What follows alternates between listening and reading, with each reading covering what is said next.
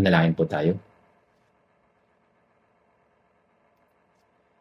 Ama naming Diyos na nasa langit, na sagana sa biyaya at pag-ibig, nagpapasalamat po kami sa iyo sa pagdadala sa amin ng sama-sama sa araw na ito upang dumalo sa Lord's Day, upang purihin ka at matuto ng higit pa ng iyong banal na mga salita. Pakiusap, samahan mo po kami sa lahat ng oras ngayon at tulungan mo po kami na pasiglahin ang aming mga kaluluwa sa pamamagitan ng iyong salita at gawin itong mahalagang oras upang pag-isipan kung para saan kami dapat mamuhay at kung paano kami dapat mamuhay sa iyo. Gayon din si Pastor Johan Lee ay nasa Japan para sa spring retreat. Naway hawakan mo po siya ng iyong mga banal na kamay at ingatan ng kanyang mabuting kalusugan upang mapatotohanan niya ang iyong salita ng may lakas. Inihiling po namin na ang Ebanghelyo ay mas aktibong mapatotohanan sa buong Japan at nawa ikaw ay makasama namin at tulungan kami sa lahat ng aming mga pagpapagal para sa misyon sa bansang ito at sa ibang bansa. Inihiling din po namin na magbangon ka ng mas maraming tapat na manggagawa sa Panginoong Hesus at gamitin mo kaming lahat upang matupad ang iyong labis na hangarin na ang iyong Ebanghelyo ay makapangyarihang mapatotohanan sa buong mundo. Umaasa po kami sa iyo na tutulungan mo kami mula sa pasimula hanggang sa wakas na mga gawain sa araw na ito. Idinadalangin namin ito sa pangalan ni Jesucristo na aming Panginoon at Tagapagligtas. Amen. Tingnan po natin sa Malakias chapter 3. Malakias chapter 3, verse 13 hanggang 18.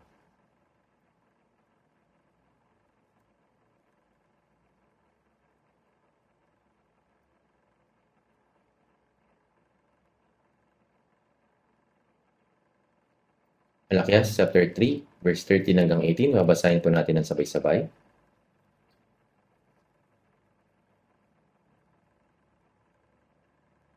Ang iyong mga salita ay naging marahas laban sa akin, sabi ng Panginoon. And may iyong sinasabi, paano kami nagsalita ng laban sa iyo? Inyong sinabi, walang kabuluhan na maglingkod sa Diyos. Ano ang aming pakinabang sa pagtupad namin sa kanyang utos o sa paglakad ng tulad sa may pananangis sa harap ng Panginoon ng mga akbo? Ngayoy, ating tinatawag na mapalad ang palalo. Hindi lamang umuunlad ang mga gumagawa ng masama, kundi kapag kanilang tinutokso ang Diyos, sila'y nakakatakas. Na magkagayoy nag-usap silang mga natatakot sa Panginoon. Binigyang pansin sila ng Panginoon at pinakinggan. At ang isang aklat, ang alaala ay sinulat sa harap niya para sa kanila na natakot sa Panginoon at nagpahalaga sa kanyang pangalan. Sila'y magiging akin, sabi ng Panginoon ng mga akbo. Isang natatanging kayamanan sa araw na ako'y kumilos. Kahawaan ko sila na gaya ng isang tao na naaawa sa kanyang anak na naglilingkod sa kanya. At minsan pa ay maikilala ninyo ang pagkakaiba ng taong matuwid at ng masama, ng taong naglilingkod sa Diyos at ang hindi naglilingkod sa Kanya. Basahin din po natin sa chapter 4 verse 3. Malakias chapter 4 verse 3.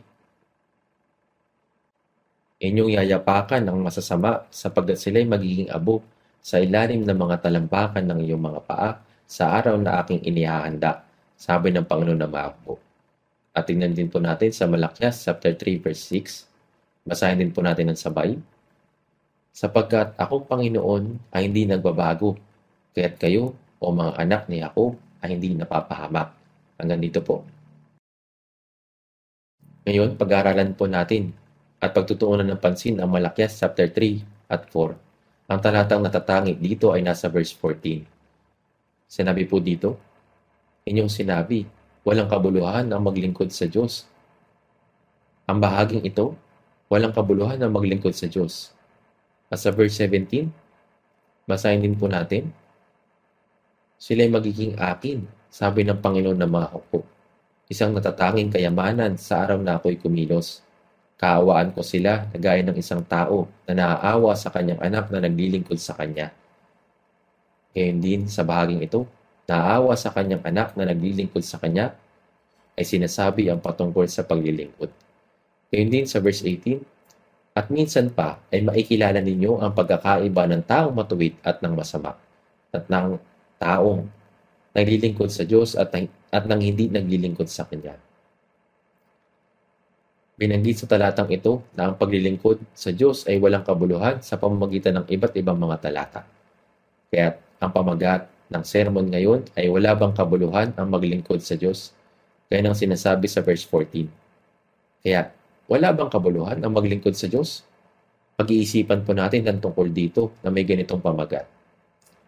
Sa Exodo, paulit-ulit na isinulat ang layunin ng Diyos sa pagpapalabas sa bansang Israel mula sa Ehipto upang paglingkuran nila ang Diyos. Ngayon din, iniligtas niya tayo mula sa pagsamba sa mga Diyos-Diyosan at sa pagsamba sa mga bagay ng sanlibutan upang paglingkuran ang buhay na Diyos. Dahil ang Israel ay bayang pinili ng Diyos, siyempre dapat silang maglingkod sa Diyos. Gayunpaman, ang panahon ni Malakias ay isang napakasamang panahon. Kaya, maaaring may mga tao nagsabing, walang kabuluhan na maglingkod sa Diyos. Gayunpaman, hindi nagbabago ang Diyos. Sinasabi dito sa Malakias chapter 3 verse 6, sapagkat akong Panginoon ay hindi nagbabago. Ibig sabihin, ang Diyos ay hindi nagbabago. Ang Diyos ay hindi kailanman nagbabago. Kaya't kayo o mga anak ni Jacob ay hindi napapahamak. Bakit hindi nawala ang Israel sa mundong ito? Nangako ang Diyos na kung sila ay susuway, ay magkakaroon din ng kaparusahan para sa kanilang pagsuway. Gayunpaman, sila ay panunumbalikin pagkatapos ng panahon ng kaparusahan at ipinangako ng Diyos na ang mga Israelita ay hindi maglalaho sa mundong ito. Kaya, Israel, alam kong hindi ka nakikinig sa akin. Ngunit alam mo ba kung bakit hindi ka maglalaho sa lupa? Sapagkat ako, Panginoon, ay hindi nagbabago. Ito ay dahil hindi nagbabago ang Diyos. At dahil hindi nagbabago ang Diyos ay palaging tinutupad ng kanyang mga pangako. Ang mundo ay malaki na ang pinagbago. Subalit, ang Diyos ay hindi nagbabago. Nalalaman ng Diyos ang lahat ng mga bagay. Siya ay nasa lahat ng dako at kailanman ay hindi nagbabago. Ang mundo ay nagbabago at ang mga tao ay nagiging higit at higit pang masasama. Ngunit, may mga bagay na hindi nagbabago. Ang Diyos ay hindi kailanman nagbago at ang Biblia kailanman ay hindi nagbago. At ang pangunahing katangian ng tao ay hindi rin nagbago. Sinabi sa Hebreo chapter 13 verse 8, si Jesucristo ay siya rin kahapon, ngayon at magpakailanman. Kaya, ang Diyos ng lumang tipan ay ang Diyos ng bagong tipan. Kung patuloy ninyong binabasa ang lumang tipan, ang mapapalad ay ang mga naglilingkod sa Diyos, anuman ang mangyari. Ito ay pareho rin sa bagong tipan. Bakit po? Dahil hindi nagbabago ang Diyos, gayon din ang Biblia. Kaya naman ang paglilingkod sa Diyos ng maayos o hindi ay ang pinakamabigat at mahalagang usapin sa bawat buhay.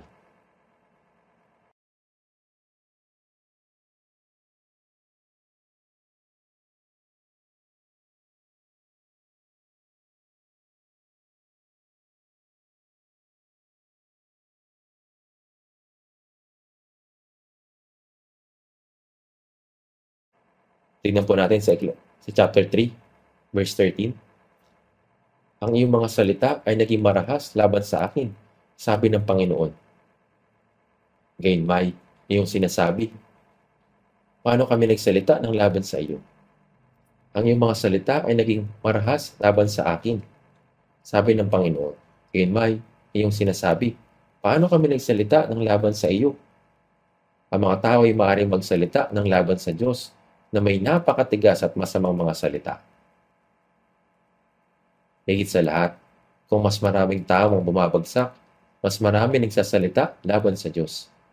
Sinasabi sa mga awit 12 verse 8, gumagala ang masasama sa bawat dako, kapag ang kasamaan na itataas sa gitna ng mga anak ng mga tao.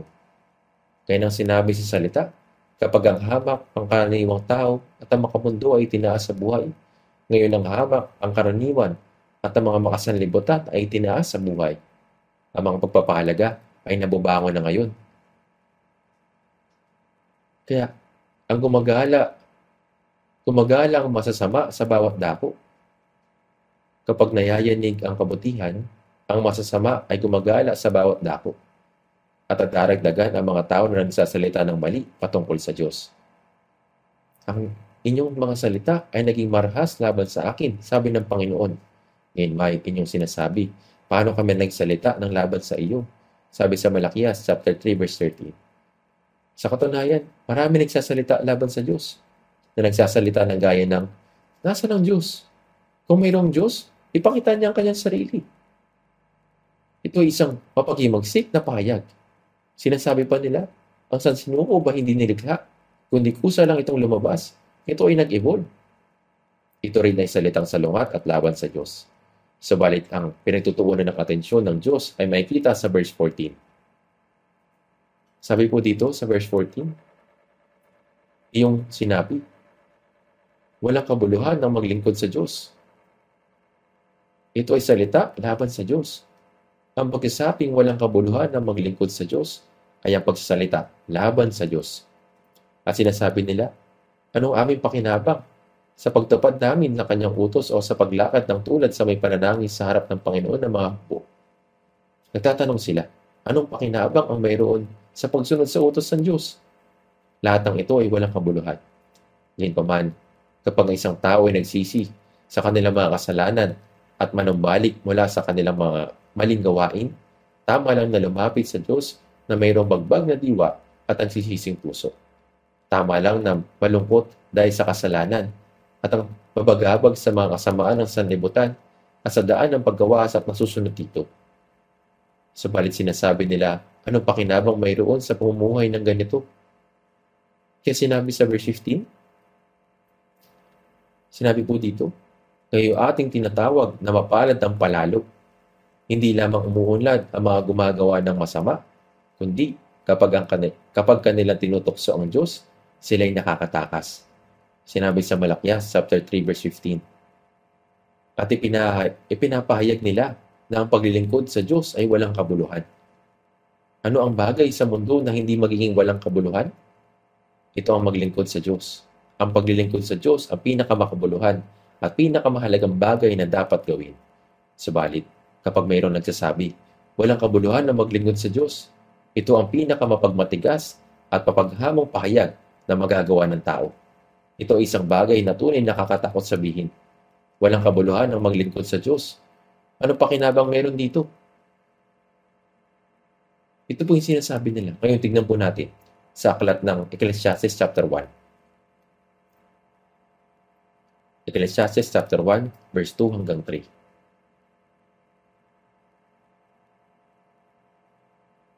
Ecclesiastes chapter 1 verse 2 hanggang 3, basahin din po natin ng sabay-sabay. Walang kabuluhan ng mga walang kabuluhan, sabi ng mga ngaral.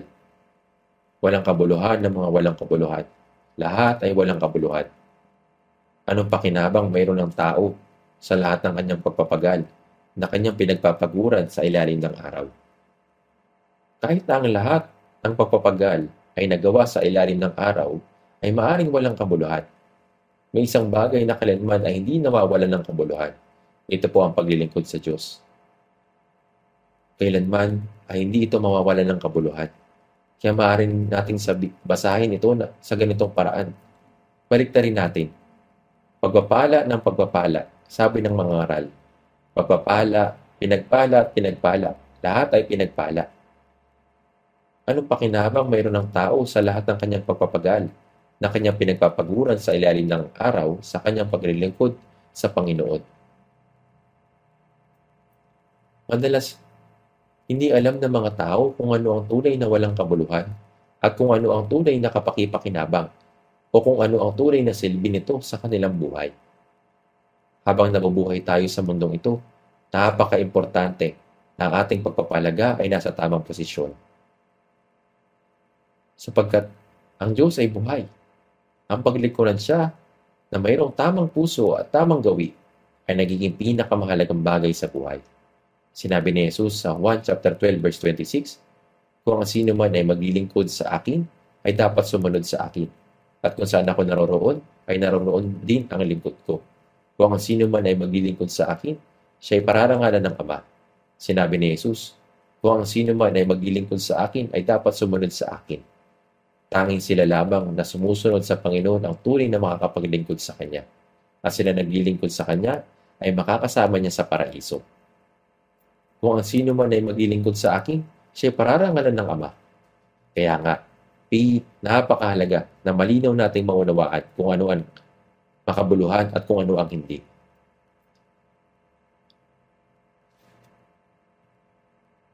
Tingnan po natin sa Ecclesiastes chapter 6. Ecclesiastes chapter 6 verse 11. Basahin din po natin ng sabay-sabay. Mas maraming salita, mas maraming walang kabuluhan. Kaya't paano nakakahigit ang isa?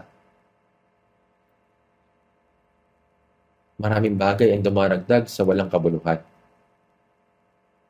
Sa katunayan, wala silang ganitong pagkakataon na kagaya ng sa atin, kung saan ang mga tao ay abala sa maraming walang kabuluhang bagay na hinahabol nila. Sinasabi ng Biblia, sapagkat sa maraming karunungan ay maraming kalungkutan at siyang nagpaparami ng kaalaman ay nagpaparami ng kalungkutan. Sa Ecclesiastes chapter 1 verse 18. At sa isang komentaryo, sinasabi po doon, maraming mga bagay ay ang idinaragdag na walang kabuluhan. Sa isang komentaryo sa Korean Bible sa ilalim ng media page, napakaraming sangay ng media na dumaragdag sa walang kabuluhan. Ang mga pabrika ay nagbubuhos ng hindi mabilang na produkto at ang palabas sa telebisyon ay walang katapusang pagsasalita. Ang mga dyaryo ay puno ng iba't ibang mga istorya. Ang mga tao ay pinupuno ang kanilang isip ng mga impormasyon, nag-iimbento ng mga bagong bagay, nakikipagtalo ng walang katapusan at inahabol ang mga uso. Subalit anong pakinabang mayroon sa lahat ng mga ito? Hindi nila alam kung ano ang tunay na kapakipakinabang para sa buhay. Ang ating buhay na dapat magtuon sa isang tanong na ito. Tunay bang naglilingkod tayo sa Diyos o hindi? Ito ang tunay na dapat pagtuunan ng buhay. Subalit napakaraming tao ang binubuhos ang kanilang lakas sa mga bagay na sa katunayan ay maglalaho. Wala na ngayon sa panahong ito ang ibinubuhos ang lahat ng kanilang oras sa paglaro at paglilibang at ang kanilang sarili gaya sa panahon natin ngayon. Gayunman, ang panahon natin ngayon ay puno ng walang katapusang pagsusumika. Ang mga tao ay patuloy na nagsisitagisan ng talino, nag-iimbento at lumilika. Subalit ang tunay na trahedya ay ito. Hindi alam ng mga tao kung anong tunay na kapakipakinabang, kung ano ang makabuluhan. Tignan po natin sa awit number 2. Awit number 2 verse 1. Sinabi po doon, bakit nagsasabuhatan ng mga bansa at sa mga walang kabuluhan ang mga bayan na nagpaplano? Pagkatapos na pangyayari sa Tore ng Babel, wala noong bansa, mga tao, mga lipi, at walang mga wika. Subalit sa pamamagitan ng pangyayari dito, hinati ng Diyos ang mga tao ayon sa lipi at ikinalat sila sa buong lupa. Bilang resulta, marami mga bansa, mga tao, mga lipi, at mga wika ang nagkaroon. Dahil sa pagbagsak ng sangkatauhan na nakita sa Tore ng Babel, ang mga tao nagsimula magplano at kumilos maging sa pambansang usapin na nagsasagawa ng lahat ng uri ng panukala. At ito ay sinasabi ng Biblia tungkol dito. Bakit nagsasabuhatan ng mga bansa at sa walang kabuluhan ng mga bayan na nagpaplano? Ngunit ang mundo ay nagpupulong-pulong gumagawa ng pandaigdigang plano upang magtatag ng mas maayos na lipunan. Opo, ang ganitong pagsisikap ay maaaring kailangan para sa makamundong buhay. Subalit, kailanman ay hindi ito magiging pinakapangunahing layunin. Ang plano ng bansa, kung ito ay hiwalay sa Diyos, ito ay walang kabuluhan. Sa unang 1 chapter 2 verse 17, ang sanlibutan at pagnanasan nito ay lumilipas. Maging ang langit at lupa ay lilipas. Ang mundong ito kung saan tayo ay nabubuhay ay nakatadhana upang katulan sa pamamagitan ng apoy. Ang mga inapo ni Cain ang gumawa ng unang sibilisasyon, gaya ng nabanggit sa Genesis chapter 4. Subalit ang sinaunang sibilisasyon na ito ay lubos na winasak sa pamamagitan ng baha sa panahon ni Noe. Sa mga araw ni Noe, ang buong mundo ay natulan sa pamamagitan ng tubig. Subalit sa hinaharap, ang buong mundo ay hahatulan sa pamamagitan ng apoy, gaya ng sinasabi sa Biblia. Ang sanlibutan at napagnanasan nito ay lumilipas. At gaya ng sinabi ni Jesus, ang langit at ang lupa ay lilipas. Sinabi sa Apocalypse chapter 21 verse 1, at nakita akong isang bagong langit at isang bagong lupa, sapagkat ang unang langit at ang unang lupa ay lumipas na, at ang dagat ay wala na. Ang mundo ay nakikita natin ngayon ay isang mundo na tiyak na lilipas.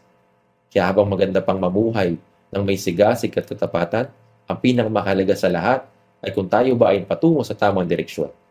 Ako ba ay tunay naglilingkod sa Diyos? At naunawaan ko ba talaga ng malinaw kung gaano kapaki-pakinabang ang mabuhay na maglingkod sa Panginoon o sa Diyos sa buhay na ito? Dapat tayo magkaroon ng matibay na pagpapasya tungkol dito. Ang paglilingkod sa Diyos ang pinaka kapaki-pakinabang at makabuluhan dapat hangarin sa buong buhay. Buksan po natin sa awit 39, sa verse 4 hanggang 7. Panginoon, ipaalam mo sa akin ang aking katapusan at kung ano ang sukat ng aking mga araw. Ipaalam sa akin kung gaano kadaling lumipas ang buhay. Narito, ang aking mga araw ay ginawa mong iilang mga dangkal at sa paningin mo'y tulad sa wala ang aking buhay. Tunay na sa bawat tao'y nakatayong gaya ng isang hininga lamang. Tunay na ang tao ay lumalakad na gaya ng anino. Tunay na sila nagkakagulo ng walang kabuluhan. Ang tao ay nagbubunton at hindi nalalaman kung sino magtitipon. At ngayon, Panginoon, sa ano pa ako maghihintay? Ang aking pag-aasa ay nasa iyo. Awit 39 verse 4 hanggang 7. Kaya nang sinabi dito, ang buhay ng tao ay napaikli lamang. Kahit sabihin pa ng iba, ngayon ay maayos na ako, ang ganda ng buhay. Pag ito ay walang kabuluhan, ito ay pansamantala lamang. Tunay na ang tao ay lumalakad na gaya ng manino. Tunay na sila'y nagkakagulo ng walang kabuluhan. Ang mga tao ay abala, patuloy sa paggawa, subalit kung pag-iisipan natin ito, karamihan sa ginagawa nila ay walang kabuluhan. Kailangan mong kumita ng pera, subalit kung mabubuhay ka lamang para sa pera, kahit gaano karaming pera pa ang makuha mo, iiwan mo rin ang lahat ng ito kapag tumawid ka na sa kamatayan. Ang kamatayan ng mundong ito, ang kayamanan ng mundong ito ay hindi magiging sa iyo kapag namatay ka na. Nang lumubog ang Titanic, maraming mayayabang tao doon. At sinabi ng mga mayayabang tao na nakaligtas doon, nang lumubog ang barko, wala nang halaga ang pera at mga alahas. Hindi sila lumikas sa barko kasama ang pera nila, kundi baon nila ang kaunting prutas. Sa normal na pagkakataon, iniisip ng mga tao na maginto, hilak at kayamanan ay mahalaga.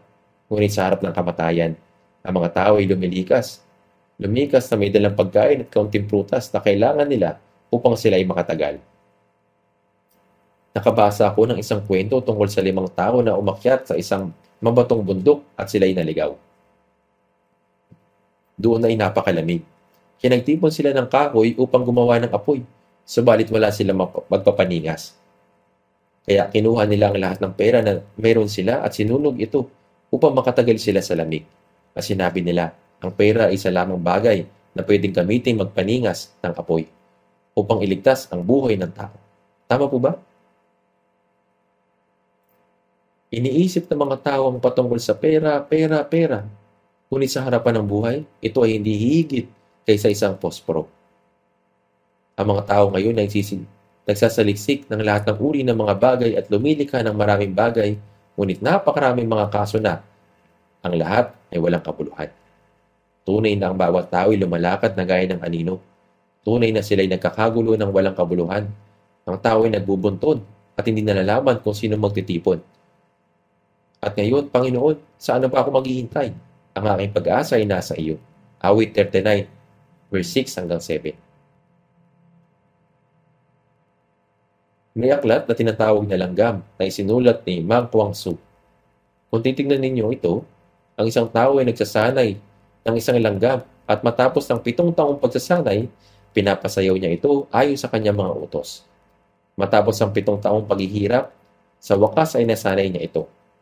Kaya, naisip niya na kung pupunta siya sa isang kumpanya ng pahayagan at i-advertise ito ay sisika.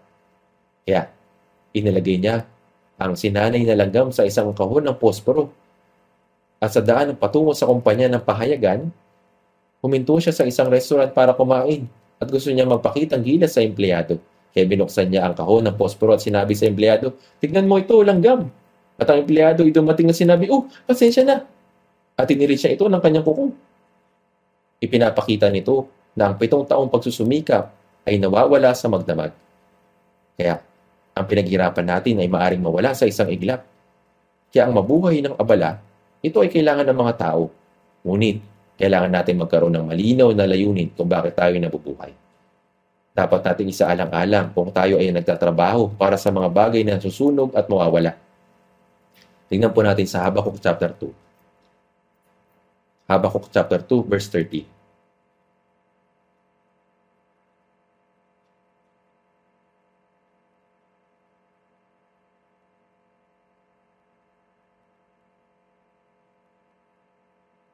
Mahirap po bang hanapin ang Habakuk? Maaaring iniisip ni Habakuk, ang mga taong ito ay hindi pamilyar sa kasulatan na natanggap ko mula sa Diyos. Tila na hindi nila madalas binabasa ng mabuti ang aking isinulat. Habakuk chapter 2 verse 13. Basahin po natin ang sabay-sabay. Hindi ba mula sa Panginoon ang mga hukbo na ang mga tao ay gumagawa lamang para sa apoy at ang mga bansa ay nagpapakapagod sa walang kabuluhan? Ang gawain ng mga tumalikod sa Diyos ay nakaprograma upang maging walang kabuluhan. Kaya, kung titignan ninyo po ito, ang mga tao ay gumagawa lamang para sa apoy. Ano ang layunin ng pagpapagod ng mga bansa? Lahat ng bagay ay tutupukin ng apoy. At ang mga bansa ay nagpapakapagod sa walang kabuluhan. Hindi ba mula sa Panginoon ng mga hukbo? Kaya, ang lahat ng mga bagay na pinaghirapan ng mga bansa ay walang kabuluhan at susunugin sa apoy. Maraming mga bagay na tinitipon ng mga tao tulad ng mga kompetisyon at inihikayat ang bawat isa na gumawa ng isang bagay. Ngunit sa huli, marami sa mga bagay na iyon ay walang kabuluhan.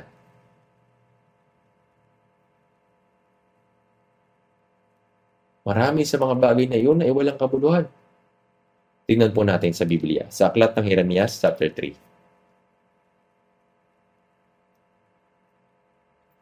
Jeremias chapter 3. Tingnan po natin sa Jeremias chapter 3 verse 22. Jeremias chapter 3 verse 22.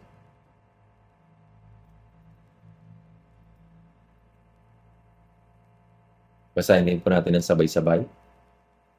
Manumbalik kayo o taksil ng mga anak. Pagagalingin ko ang iyong kataksilan. Narito, kami ay lumalapit sa iyo, sapagkat ikaw ang Panginoon naming Diyos. Tunay na ang mga burol ay kahibangan, ang mga lasingan sa mga bundok. Tunay na nasa Panginoon naming Diyos ang kaligtasan ng Israel.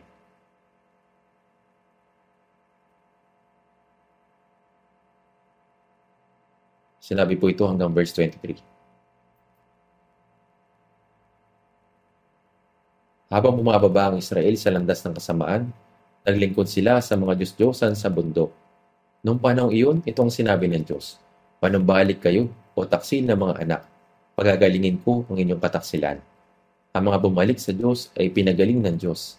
Narito, kami ay lumalapit sa iyo, sapagkat ikaw ang Panginoon naming Diyos. Tunay na mga burol ay kahibangan, ang mga lasingan sa mga bundok. Ang mga taong ito ay isang grupo ng mga sumasamba sa Diyos-Diyosan. Sinasamba nila at pinararangalan ang mga Diyos-Diyosan sa mga bundok at mga burol. Ngunit, ang mga gawang ito ay walang kapuluhan. Ang mga tao sa mundong ito ay nagtitipon upang magdaos sa mga academic conference, maglaro ng mga games, magdaos sa mga Grand National Convention, at maglaro ng mga sports. Ngunit ang lahat ng ito ay pansamantala. Kaya, ano ang tunay na kapakipakinabang at mahalaga? Dapat natin ito mahanapin. Dapat natin pong hanapin yung kapakipakinabang at mahalagang mga bagay. Ano po ang tunay na kapakipakinabang at mahalaga? Ito po yung dapat nating hanapin.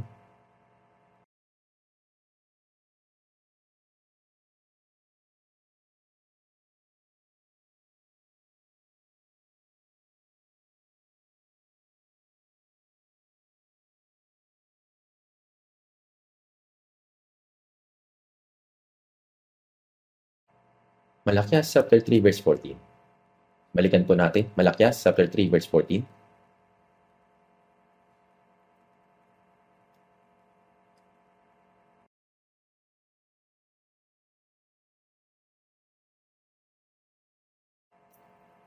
Inyong sinabi, walang kabuluhan na maglingkod sa Diyos. Ito po isang maling palakpayan.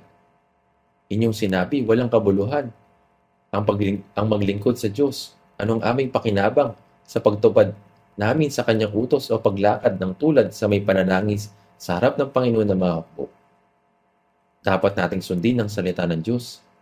Ang kautosan ng Diyos ay napakalinaw, kaya dapat nating sundin ang mga ito. Kaya, anong pakinabang ang naidudulot nito sa atin sa pagsunod sa mga utos ng Diyos? O sa paglakad ng tulad sa may pananangis sa harap ng Panginoon ng mga hukbo? Ito po ang sagot. Ano ang aming pakinabang sa pagtupad namin sa kanyang utos o sa paglakad ng tulad sa may pananangis sa harap ng Panginoon ng mga hukbo? Ito ay kapakipakinabang at mabuti na tapat na magsisi sa iyong mga kasalanan at makaramdam ng kalungkutan sa kasamaan ng mundong ito na iniisip, paano ko sila maaakay sa kandungan ng Panginoon? Paano naman si Lot na nabuhay sa panahon ng Sodoma at Gomora? Sapagkat ang matuwid na taong ito ay nabuhay na kasama nila araw-araw, ay lubhang nabagabag ang matuwid na kaluluwa dahil sa kanilang masasamang gawa na kanyang nakita at narinig. Sinasabi ng Biblia na si Lot ay matuwid. Iniligtas ng Diyos si Lot.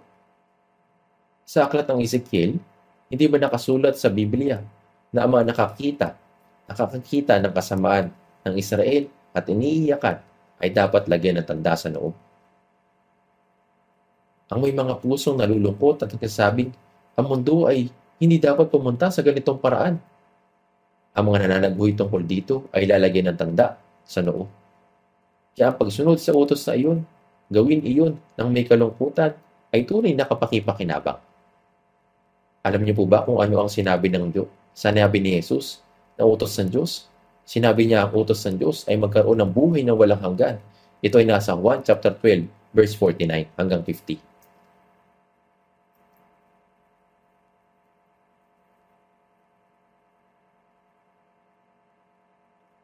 Ito po yung sinabi niya na utos ay buhay na walang hanggan. Magkaroon ng buhay na walang hanggan. Tingnan po natin. 1 chapter 12, verse 49 hanggang 50.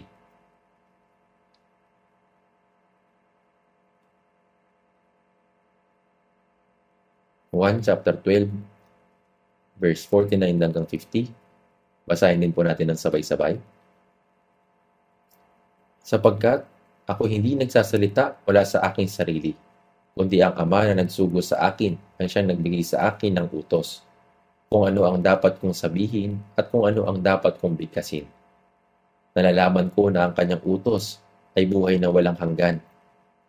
Kaya't ang mga bagay na sinasabi ko ay aking sinasabi ayon sa sinabi ng Ama. Sinabi ni Jesus, nalalaman ko na ang kanyang utos ay buhay na walang hanggan. Sa makatuwid, ito ay utos ng Diyos na manampalataya sa anak ng Diyos at magkaroon ng buhay na walang hanggan. Isinugo ng Diyos si Jesus sa mundong ito at sinabi sa atin na manampalataya kay Jesus at magkaroon ng buhay na walang hanggan. Ito ang pinakadakilang utos. At maraming mga utos sa ilalim nito. Ngunit, ang pinakamahalagang utos ay manampalataya kay Jesus at magkaroon ng buhay na walang hanggan. Ito ang kalooban ng Diyos at utos. Tingnan natin muli sa Malakias chapter 3. Sa verse 14, may dahilan kung bakit iniisip niya na ang paglilingkod sa Diyos ay walang kabuluhan at ang pagsunod sa mga utos ng Diyos at pagiging malungkot ay hindi kapakipakinabang. Nakalagay po ito sa verse 15. Ngayoy. Sinabi po dito,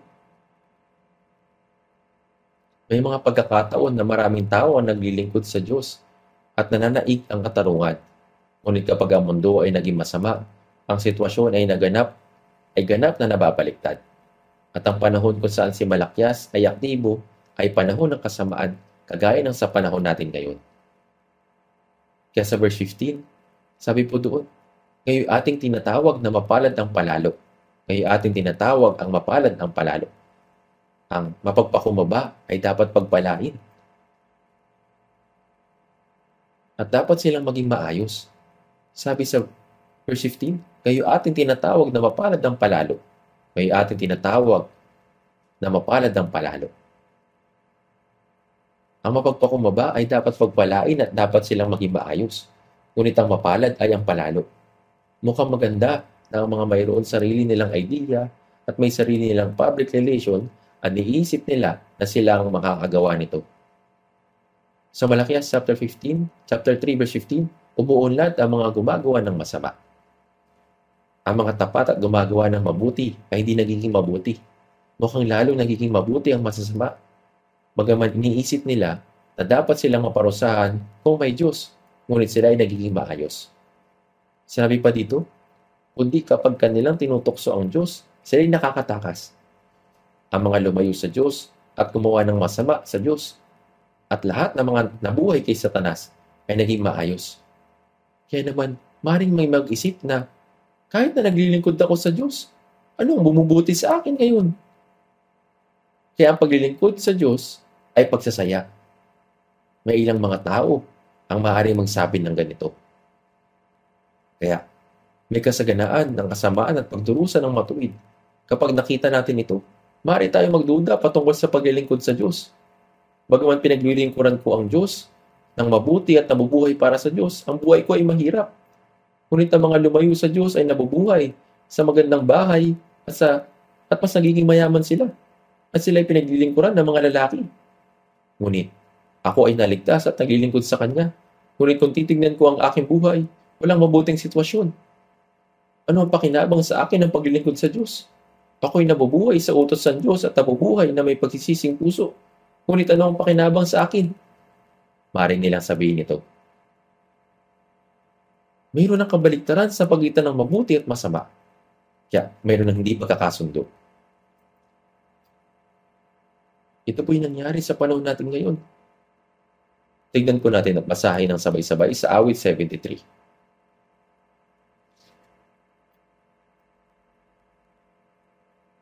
Awit 73, verse 1.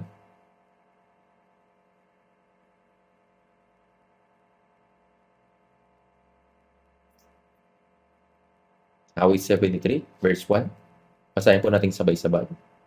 Tunay na ang Diyos ay mabuti sa Israel, sa mga taong ang puso ay malilinis. Sabi po dito, tunay na ang Diyos ay mabuti sa Israel, sa mga taong ang puso ay malilinis. Dapat nating pangawakan palagi na ang Diyos ay Diyos. Tunay na ang Diyos ay mabuti sa Israel, sa mga taong ang puso ay malilinis. Ito ang katotohanan, ngunit kabaligtaran na nakikita natin, kaya mayroong hindi pagkakasundo. Sa verse 2, mayroong hindi pagkakasundo sa verse 2. Ang verse 1 ay tiyak na totoo. Sa mga awit 73, verse 2 hanggang 3. Ngunit, tungkol sa akin, ang mga paa ko'y halos natisod, ang mga hakbang ko'y muntik ng madulas. Sapagkat ako'y nainggit sa palalo, aking nakita ang kinawahan ng masama. Mabuti, hindi tumingin ng maigi, ngunit tinitignan ko itong maigi. Sapagkat ako'y naiinggit sa palalo, aking nakita ang kinawahan ng masama. Pinagmamasdan kong maigi ang masasama. Tingnan po natin sa verse 4. Sa verse 4, awit 73 verse 4. Sapagkat walang mga hapdi ang kanilang kamatayan, at ang kanilang katawan ay matataba. Pumunta ako upang tingnan kung paano mamamatay ang masasama, at payapa silang namamatay. Sa verse 4, at ang kanilang katawan ay matataba. Kahit na siya ay masama, siya ay malakas. Sa verse 5, sila ay wala sa kaguluhan na gaya ng ibang mga tao. Hindi sila nagdurusa na gaya ng ibang mga tao. Iniisip niya na ang masasama ay dapat mamatay dahil sa kanilang kasalanan, ngunit walang pagdurusa at kapahamakan. Sa verse 6, kaya't ang kanilang kwintas ay kapalaluan. Ang karahasan ay tumatakip sa kanila bilang bisan. Sa verse na ito, naisip niya na sila ay mayabak. Ang kanilang kwintas ay kapalaluan. Ang kwintas ay nakikita. Tama po ba? Na makita niya ang mga ito, madali niya napansin na sila ay mapagmataas. Ang karahasan ay tumatakip sa kanila bilang bisa. Ang damit ay nakikita rin. Madali din niyang napapansin na sila ay mararahas. Sabi sa verse 7, ang kanilang mga mata ay lumuluwa sa katabaan at ang kanilang mga puso ay umaapaw sa kahangalan. Kumakain sila ng maraming pagkain, kaya ang kanilang mga mata ay lumuluwa sa katabaan. Sabi sa verse 7, ang kanilang puso ay umaapaw sa kahangalan. Sa verse 8, sila naglilibak at nagsasalita ng may kasamaan. Sila nagsasalita mula sa kaitaasan. At nagsasalita sila ng kasamaan at nagsasalita ng may kayabangan. Sabi sa verse 9, kanilang inilagay ang kanilang mga bibig sa mga langit at ang kanilang dila ay nagpapagala-gala sa ibabaw ng lupa. Nagsasalita sila ng masasamang bagay patungkol sa Diyos at sa ibang tao, ngunit sila ay mabuti pa rin. Sabi sa verse 12 hanggang 14, narito, ang mga ito ang masasama, laging tiwasay, sa kayaman ay sumasagana. Sa walang kabuluhan ay pinanatili kong malinis ang aking puso, at ang aking mga kamay sa kawalang sala ay inugasan ko. Sapagkat buong araw ako'y pinahihirapan at tuwing umaga ay napaparusahan. Ang sumulat ng awit ay naglingkod na may kabanalan sa Diyos. Ngunit sinabi niya, sapagkat buong araw ako ay pinahihirapan at tuwing umaga ay napaparusahan. Ang lahat ng ginagawa niya ay na hindi naging mabuti. Posible po ba ito? Ang kanyang puso ay puno ng suliranin at may isang bagay siyang nauunawaan. Sabi sa verse 16 hanggang 17, basahin natin. Ngunit, nang aking isipin kung paano ito uunawain, sa akin ay parang napakahirap na gawin hanggang sa ako'y pumasok sa santuario ng Diyos. Saka ako naunawaan ang kanilang katapusan. Napakarami niyang suliranin sa kanyang puso. Ngunit nang pumasok siya sa santuario, pinuksan ng Diyos ang kanyang mga mata upang maunawaan niya. Tama. Anong naunawaan niya? Naunawaan niya ang paraan kung paano kontrolin ng Diyos ang tao. Nalilito ang mga tao dahil akala nila na ang laman at ang mundong ito ang lahat, kaya nalilito sila. Kapag kinokontrol ng Diyos ang tao, isinasaalang-alang niya ang kanyang pamumuhay sa mundong ito at ang walang hanggang kabilang buhay, at ang laman at ang espiritu pa rin. Pinabayaan ng Diyos ang mga tao na nag-aakalang ang mundong ito ay lahat at walang espiritu. Maring sabihin niya sa kanila, sige, kung gusto mong mabuhay sa sarili mo, ikaw ang bahala dyan.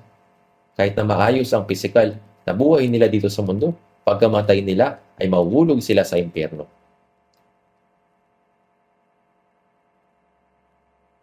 Tignan po natin sa verse 18 hanggang 19. Awit 73, verse 18 hanggang 19. Tunay na sa madudulas na dako sila iyong inilalagay. Yung ibinabagsak sila sa kapahamakan. Gaya na lamang ng pagkawasak nila sa isang iglap, tinatangay na lubusan ng mga sindak. Ipinakita ito ng Panginoon ng maaga. Itinuro niya na pagkatapos ng kamatayan ay mapupunta sila sa madudulas na dako, ang impyerno. Tinatangay ng lubusan ng mga sindak. Pagkatapos silang mabuhay ng may kasaganaan, mamamatay sila at magugulat sila. Dahil pagkatapos lumampas sa kamatayan, makita nila ang kabilang buhay. Magugulat sila kapag nalaman nilang may buhay na walang hanggan pagkatapos ng kamatayan. At kapag nakita nilang nahuhulog sila sa impyerno sa pamamagitan ng paghahatol sa Diyos, gaano ito nila ikagugulat? Basahin natin sa verse 20. Sila'y gaya ng panaginip kapag nagigising ang isang tao.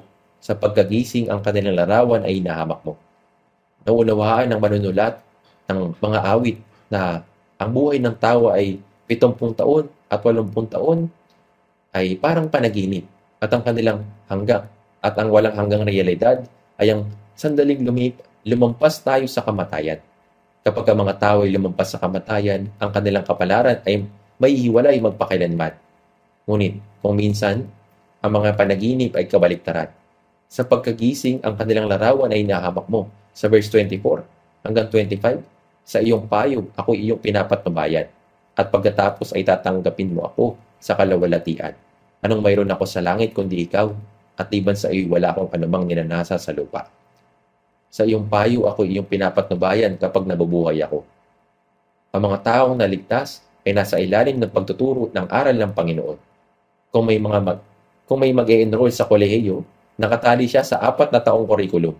Kung may pumapasok sa army, mas nagdurusa siya kaysa ibang tao. Nasa ilalim sila ng programang iyon. Sasali sila sa programa, di ba? Ang mga taong naligtas ay parang mga sundalo nagsasanay mula nang maligtas sila hanggang sa tumayo sila sa harapan ng Panginoon. Sa iyong payo ako yung pinapatnubayan. Kaya, ang mga Kristiyano ay sinasanay ng Panginoon sa mundong ito. Maaari niya tayong pahirapan at iligtas tayo sa mga kahirapan. Napagtanto niya na siya ay sinasanay sa iba't ibang paraan. Kaya, sa iyong payo ako yung pinapatnubayan at pagkatapos ay tatanggapin mo ako sa kalawalatian. Anong mayroon ako sa langit kundi ikaw? At liban sa iyo wala akong anumang ninanasa sa lupa. Ano ang naunawaan ng mga awit? Mayroong walang hanggan sa kabilang buhay. Malinaw niyang naunawaan na ang buhay na ito ay parang panaginip. at sinasaalang-alang ng Diyos ang walang hanggang kasalukuyang buhay at ang walang hanggang kabilang buhay kapag nakikitungo siya sa mga tao at namamahala sa lahat ng bagay. Kaya nga, sinabi niya na ang masasama ay maaaring umunlad sa maikling panahon sa mundong ito. Sa ating panahon, mayroong prosperity theology o prosperity gospel na sinasabing kung maniniwala ka kay Jesus, kikita ka ng maraming pera at magiging maunlad ng walang kondisyon. May isang aklat na pinamagatang I am doing well. Ngunit si Apostol Pablo ba ay doing well? Ang halimbawa ng mga nagdusa ng gusto pagkatapos matanggap ang kaligtasan ay si Apostol Pablo. Maaaring palaksin siya ng Panginoon sa pisikal na paraan, ngunit maaari din niyang gawin itong mahirap at masakit na ang layunin ay upang sanayin siya. Kaya, ito po yung ginagawa ng Diyos.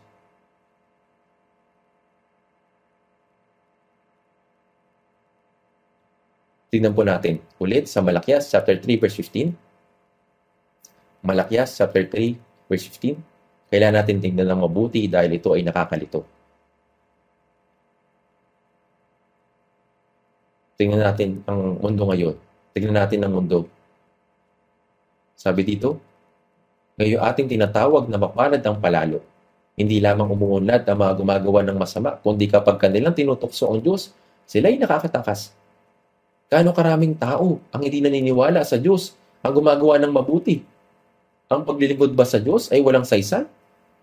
Gayunpaman, ito ay ganap na panlilinlang. Ang mga sumusunod na verse ay nagpapaliwanag kung bakit mahalaga ang paglilingkod sa Diyos. Sabi sa verse 16, na magkagayoy. Sabi po dito sa verse 16, na magkagayoy ang ibig sabihin ng sa panahong iyon ay ang panahong pinagpala ang mga palalo, ang mga manggagawa ng kasamaan ay umayaman, at ang mga sumubok at tumalikod sa Diyos ay umunlad at mabuti ang kalagayan. Kahit na noon pa man ay mga natatakot, kahit na noon pa man ay may mga natatakot sa Diyos. Subalit kakaunti lamang sila. Sinabi sa verse 16, nag-usap silang mga natatakot sa Panginoon. Sa buong kasaysayan, palaging may mga tao natatakot sa Diyos. Talaga bang natatakot ako sa Diyos? Kung gayon, paano ako natatakot sa Kanya? Sa Exodus chapter 1, sinabi ng Faraon ng Ehipto, tinawag niya sina Sifra at Puwa at inutusan nilang patayin ang lahat ng mga lalaking sanggol na Israelita na ipapanganak. Hindi pinatay ni Sifra at Puwa ang mga sanggol ng Israel, ang mga Israelita dahil sa takot ng Diyos, dahil sa takot nila sa Diyos. Kaya sinabi ng hari, bakit hindi mo sila pinatay? Kaya sinabi nila, gaya ng alam mo, ang mga babaeng Israelita ay mas malakas kaysa sa mga babaeng Hipsyo. Kaya, kapag darating kami upang magpaanak bilang mga hilot, ang mga babae nakapanganak na. Kaya, hindi namin sila mapatay. Dahil, nagdahilan sila ng ganito. Kalahati nito ay totoo. Kaya sinabi ng Biblia na ang mga taga-Hipsyong ito, dahil ang mga hilot ay natakot sa Diyos, kanyang binigyan sila ng mga sambahayan. Ganito ang sinasabi. At anong ibig sabihin ng salitang takot? Ang Faraon, na hari ng Ehipto, ay isang banal na nilalang. At ang Diyos ay itinaas sa ibabaw ng Faraon, ang hari ng Ehipto. Sinabi ng Biblia, siya'y may takot sa Diyos. Takot sa Diyos. Ibig sabihin, ang pagkatakot at pagpupuri sa Diyos, ang higit sa lahat sa mundong ito, ay ang pagkatakot sa Diyos. Ang ilang mga tao ay hindi natatakot sa Diyos, pero natatakot sila sa CEO. Natatakot ka ba sa Diyos o sa CEO? Pero nakikinig kang mabuti sa CEO, pero hindi ka nakikinig sa Diyos. Kaya, talaga bang higit ako natatakot at nagpupuri sa Diyos? Kung ikaw ay higit na natatakot at nagpupuri sa Diyos, yun ang pagkatakot sa Diyos. Kaya din, ang ibig sabihin ng pagkatakot sa Diyos, sa Genesis chapter 22, sinabi ng Diyos kay Abraham na ihandog ang kanyang kaisa-isang anak na si Isaac. Ihandog mo siya sa bundok ng Moria. At kanyang sinabi, kunin mo ngayon ang iyong anak, ang iyong kaisa-isang anak na si Isaac, na iyong minamahal, at pumunta ka sa lupain ng Moria. Ialay mo siya bilang handog na susunugin sa itaas ng isa sa mga bundok na aking sasabihin sa iyo. Ito po yung inutos niya kay Abraham. Ialay mo ang iyong kaisa-isang anak na iyong minamahal at pumunta ka sa lupain ng Moria. Iaalay mo siya bilang handog na susunugin sa itaas ng isa sa mga bundok na aking sasabihin sa iyo. Kaya't kinuha niya si Isaac ng maaga at pumunta sa bundok ng Moria. 3 araw siyang naglakbay at iginapos ang kanyang anak at talagang gusto niyang patayin. Siyempre po, sinasabi nito na naniniwala si Abraham na ililigtas siya ng Diyos kahit papatayin niya ito. Pero sa sandaling siya'y papatayin na, sinabi ng Diyos, Abraham, Abraham. At sa kanya sinabi, huwag mong sasaktan ng bata o gawan man siya ng anuman. Sabagat ngayon ay nalalaman ko na ikaw ay may takot sa Diyos at hindi mo ipinagkait sa akin ng iyong anak, ng iyong kaisa-isang anak. Kaya, anong ibig sabihin ng pag-ibig sa Diyos ng higit sa anumpaman? Yan ang pagkatakot kay Jehovah. Kapag mahal mo ang Diyos ng higit pa sa anak mo nung ikaw ay 100 taong gulang, sapagkat ngayon ay nalalaman ko na ikaw ay may takot sa Diyos. Kaya ano ang takot? Ang itaas ang Diyos na higit sa lahat. Ang paggalang sa Diyos ay ang pagkatakot sa Diyos. Tignan natin sa Biblia, sa unang Samuel chapter 2.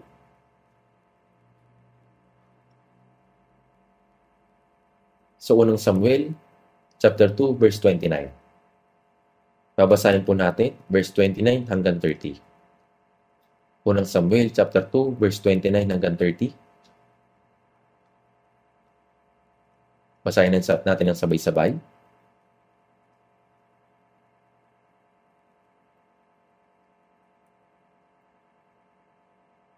Bakit niyuyurakan ninyo ang aking mga alay at ang aking handog na aking iniutos? At iyong pinararangalan ang iyong mga anak ng higit kaysa akin, upang kayo'y magpakataba sa mga pinakapiling bahagi sa bawat handog ng Israel na aking bayan. Kaya't ipinahayag ng Panginoong Diyos ng Israel, aking ipinangako na ang iyong sambahayan at ang sambahayan ng iyong ama ay lalakad sa harapan ko magpakailanman. Sabay-sabay nating basahin ang kasunod sa verse 30. Ngunit ipinahayag ngayon ng Panginoon, malayo sa akin, sapagkat ang mga nagpaparangal sa akin ay aking pararangalan, at ang mga humahamak sa akin ay mawawalan ng kabuluhan.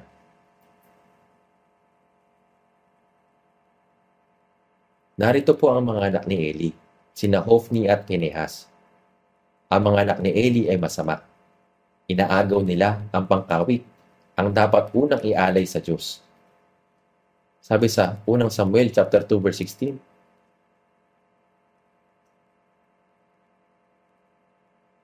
kung sasabihin ng lalaki sa kanya, tingnan po natin, verse 16, susunugin muna nila ang taba at saka kapamuha ng gusto mo, ay sasabihin niya, hindi, dapat mong ibigay na ngayon. At kung hindi, ay kukunin ko ng sapilitan.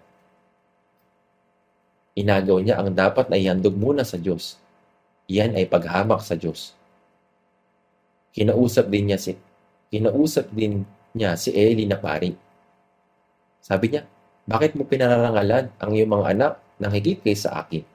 Sapagkat ang mga nagpaparangal sa akin ay aking pararangalan, at ang mga umahamak sa akin ay mawawalan ng kabuluhan.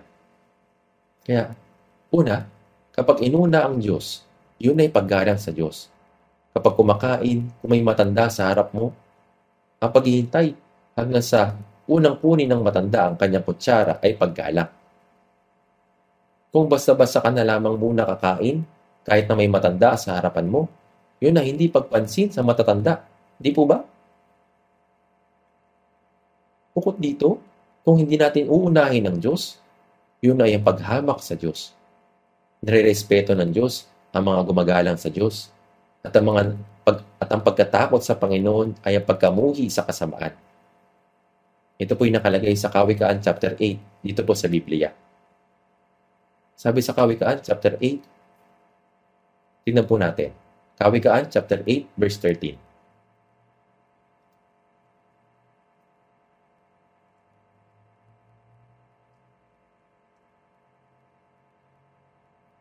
Kawikaan chapter 8, verse 13. Babasahin din po natin ito ng sabay-sabay. Ang takot sa Panginoon ay pagkamuhi sa kasamaan. Ang kapaluluan, kahambugan, landas ng kasamaan at ang masasamang pananalita ay aking hinasusuklaman. Ang pagkatakot sa Panginoon ay pagkamuhi sa kasamaan. Pero kinasusuklaman ko ang pagmamataas at ang pagmamataas ay malayo sa pagkatakot sa Diyos. Napupuot ako sa kahambugan, landas ng kasamaan at ang mga masasamang pananalita. Kaya, kung nagsasalita ka lamang ng walang ingat, gumagawa ng mga kasalanan gamit ang iyong katawan at nagyayabang, palalo at hindi lumalakad sa landas ng kapakumbabaan, kung gayon, iyon ay hindi pagkatakot sa Diyos. Kaya, ang takot sa Panginoon ay pagkamuhi sa kasamaan. Kaya, kahit noong panahon ni Malakias, may mga natatakot sa Panginoon. Noong panahon iyon, may mga taong may takot sa Diyos nang higit kaysa mga hari at emperador at minamahal ang Diyos ng higit sa lahat. At tunay na iginagalang ang Diyos at sinusubukang mahiwalay mula sa makasamaan at kumikilos na may tunay na kapakumabaang puso. Tunay na mapagpakumabang puso. Gayon din ngayon, muli natin tignan. Gaano man kasama ang mundong ito, may mga taong mahigpit na kumakapit sa Diyos. Gaano man kasama ang mundong ito, may mga taong mahigpit na kumakapit sa Diyos. Sabi sa Malakias chapter 3 verse 16.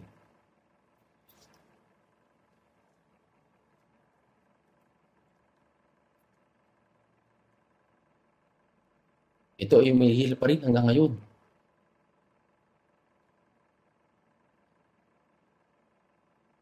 Silang mga natatakot sa Panginoon.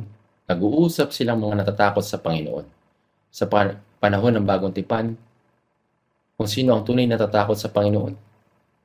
Ayon sa Isaías chapter 11 verse 2, ang Panginoon, ang Espiritu ng Panginoon sa makatuwid ang Espiritu Santo ay ang Espiritu ng pagkatakot sa Panginoon. Kapag ang isang tao ay naligtas, kapag ang kanilang mga kasalanan ay pinatawad, ang banal na Espiritu ay darating upang manirahan sa loob nila. At dahil ang banal na Espiritu ay ang Espiritu ng pagkatakot sa Panginoon, nangyayari ito kapag ang isang tao ay tunay na ipinanganak na muli at tunay na naligtas, na ang isang tao ay nagsimulang matakot sa Diyos, nang nararapat at namumuhay ng isang buhay na nakasentro sa Kanya. Nang magkagayoy nag-uusap silang mga natatakot sa Panginoon. Ito ay nilarawan ni Malakias kung paano namuhay ang mga may takot sa Panginoon. Nag-uusap sila. Sa New King James Version, spoke to one another. Sinabi nito na sa isa't isa. Ang isang taong may takot sa Panginoon ay hindi kumikilos na nag-iisa o nakahiwalay. Ang mga tunay na natatakot sa Panginoon ay kinikilala ang iba na may takot din sa Kanya. Sa parehong paraan, ang mga naligtas ay maaaring makilala ang iba pang mga ligtas.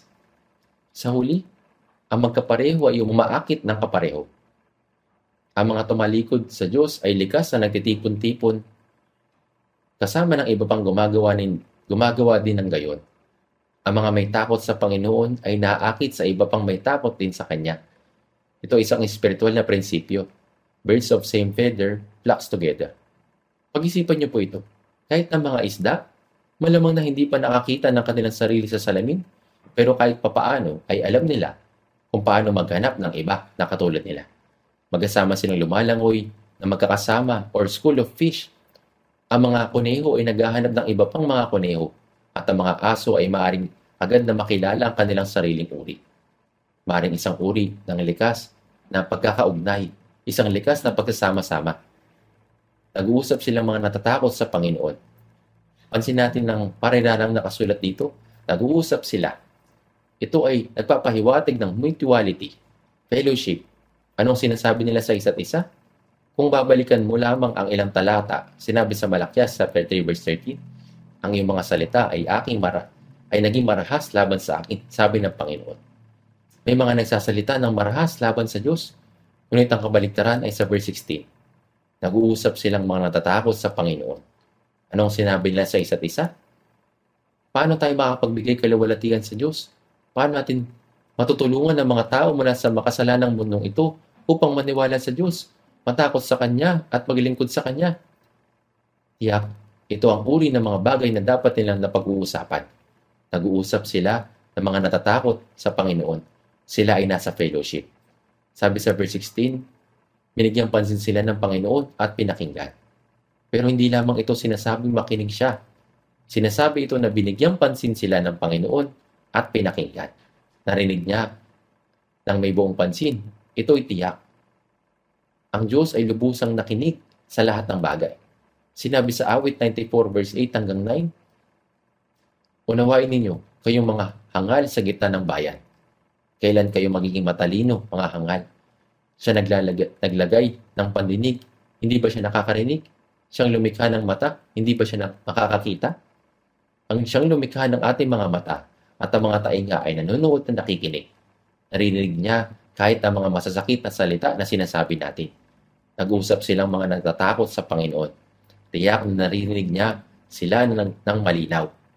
Maging ang pag-uusap natin bilang mag-asawa, narinig ng Panginoon ang bawat salita.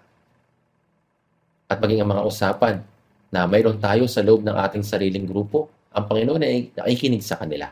Narinig niya lamang ang mga usapan na mayroon tayo sa loob ng fellowship, kundi maging ang mga pribadong usapan kung saan nakikisali tayo. Basahin po natin sa awit ng mga awit 2 verse 14. Sinabi po doon, "O kalapati ko, na nasa mga bitak ng bato, sa pawang ng bangin, ipakita mo sa akin ang iyong muka, iparinig mo sa akin ang iyong tinig, sapagkat matamis ang iyong tinig at ang iyong muka ay kaibig-ibig." Siya ay nasa mga bitak ng bato, sa pawang ng bangin, ganap na inihiwalay. Siya ay nasa kalagayan na lubos na inihiwalay.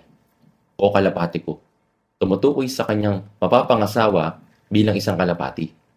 Ipakita mo sa akin ang iyong muka, iparinig mo sa akin ang iyong tinig, sapagkat matamis ang iyong tinig at ang iyong muka ay kaibig-ibig. Kapag tumitingin tayo sa Panginoon at sinasabi, "Panginoon, tulungan mo ako." Kapag tumatawag tayo para sa kanyang tulong, naririnig niya ang pagtawag natin. At nakikita ng Diyos ang ganda ng muka ng mga humahanap sa kanya sa ganong paraan. Ngayon, basahin natin yung chapter 8, verse 13. Awit ng mga awit, chapter 8, verse 13. Basahin natin ng sabay-sabay. Ikaw na tumatahan sa mga halamanan, ang mga kasama ko ay naikinig sa iyong tinig. Iparinig mo sa akin. Ang tumahan sa mga halamanan ay nangangahulugang manatili sa church, ang mabuhay sa kapulungan ng mga mananampalataya. Ikaw na tumatahan sa mga halamanan, ang mga kasama ko ay naikinig sa iyong salita. Kapag ang mga Kristiyano ay nagbabahagi ng patotoo, ang mga kasama nila ay naikinig mabuti sa tunog ng kanilang mga patotoo. Ang mga kasama ko ay naikinig sa iyong tinig, iparinig mo sa akin. Ang Panginoon ay pinapakinggan din ang lahat ng ito. Iyon din sa Malakias chapter 3 verse 16. Sinabi, tingnan po natin. Malakias chapter 3 verse 16. Sinabi po doon na magagayoy nag-usap silang mga natatakot sa Panginoon, binigyang pansin sila ng Panginoon at pinakinggan, at ang isang aklat ng alaala ay sinulat sa harap niya para sa kanila na natatakot sa Panginoon at nagpahalaga sa kanyang pangalan. Itinatala ng Panginoon ang bawat bagay na karapat-dapat maisulat sa kanyang aklat ng alaala. Kaya ang tanong ay, wala ba itong kabuluhan? Kapag ang mga natatakot sa Diyos ay nagpaparangal sa kanyang pangalan at nagkakatipon, may fellowship sa isa't isa at pinag-uusapan ng gawain ng Panginoon, itinatala ito ng Diyos ng walang hanggan. Ito ba ay walang kabuluhang gawa? Hindi po. Ang paglilingkod ba sa Diyos ay walang kabuluhan? Hindi po. At ano ang pinag-uusapan nila kapag sila ay nagkakatipon? Marahil lagay nito. Paano natin mapaglilingkuran ang Diyos ng mas mabuti? Maging si Jesus, gaya ng sinabi sa Mateo chapter 20 verse 28, kung paano ang anak ng tao ay naparito, hindi upang paglingkuran, kundi upang maglingkod at ibagay ang kanyang buhay na pantubos sa marami. Si Jesus ay dumating upang maglingkod. Dumating siya upang ibigay ang kanyang buhay para sa iba. Ito ang tunay na kahulugan ng paglilingkod, ang ibigay ang sariling buhay alang-alang sa ibang kaluluwa. Kapag akay sa isang tao na hindi paligtas patungo sa bisig ng Panginoon at pagtulong sa kanila na maitatag na matibay kay Kristo. Ito po ang kahulugan ng paglilingkod sa Diyos. Hindi ba't ang paghuhugas ng paa ng mga banal ay isang uri ng paglilingkod? Tulungan mo ang mga brothers at sisters na mabuhay ng tapat sa kanilang espiritual na buhay. Ito po ang paglilingkod. Si Apostol Pablo rin ay naglingkod sa Panginoon hanggang katapusan. Kaya, ano ba ang tunay na kabuluhan ng paglilingkod sa Panginoon? Ito ay nangangahulugang pag-aakay sa mga kaluluwa kay Kristo. Pagtatatag sa mga naipanganak na muli upang makatayo ng matibay sa Panginoon at pagbubuhos ng pagsasakripisyo at paggawa para sa kapakanan ng katawan ni Kristo, ang Iglesia. Ito po ang kahulugan ng maglingkod sa Panginoon.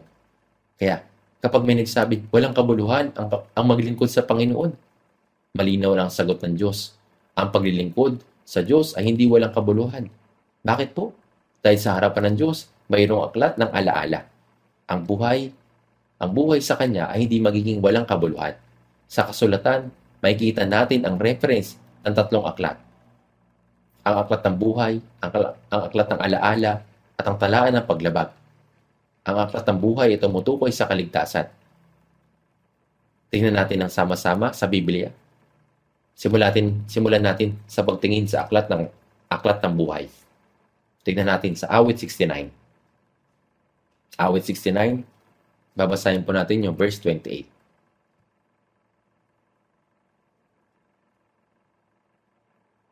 Awit 69, verse 28.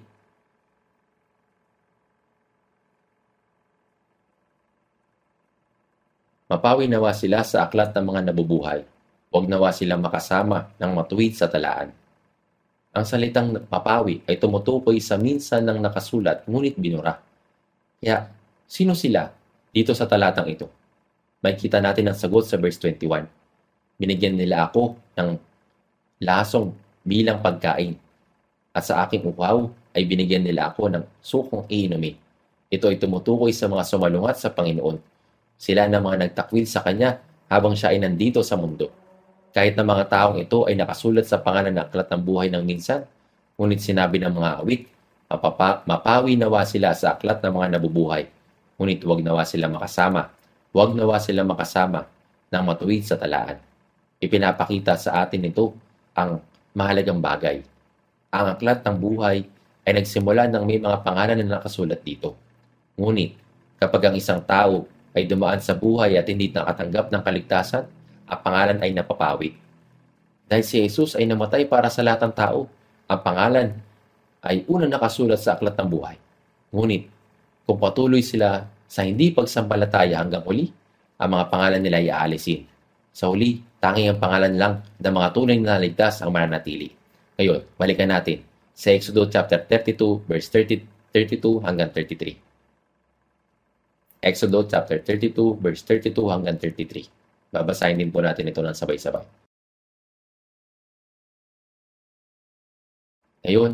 Ngunit ngayon, kung maaari ay patawarin mo ang kanilang kasalanan, at kung hindi, ay burahin mo ako sa aklat na isinulat mo. Ngunit sinabi ng Panginoon kay Moises, ang sino mang nagkasala laban sa akin, ay siya kong buburahin sa aking aklat. Ang tinutukoy dito ay aklat ng buhay. Sinabi ni Moises, Diyos, kahit naburahin mo ako sa aklat ng buhay, kahit na ipadala mo ako sa impyerno, pakiusap, huwag mong pawiin ng Israel. Gano'ng kataimtim ang panalangin ito. Burahin mo ako sa aklat na isinulat mo. Nakiusap siya na patawarin ang Israel kapalit nito. At sinabi ng Diyos, ang sino man nagkasala laban sa akin ay siya kong buburahin sa aking aklat. Kaya, ang aklat ng buhay nagsimula may mga pangalan na nakasulat dito. Ngunit, kung ang sino man ay hindi makatanggap ng kaligtasan hanggang huli, ang pangalan niya ay aalisin.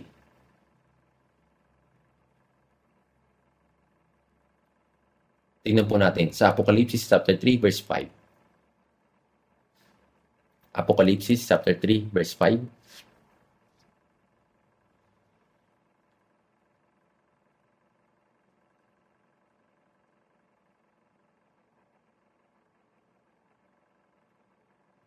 Basahin po natin sabay-sabay.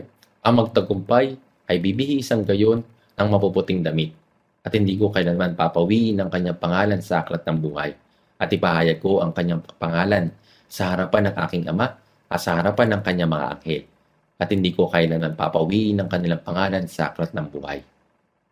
Nangangahulugan ito na hindi buburahin, kundi ipahayag ko ang kanyang pangalan sa harapan ng aking ama, sa harapan ng kanyang mga anghel.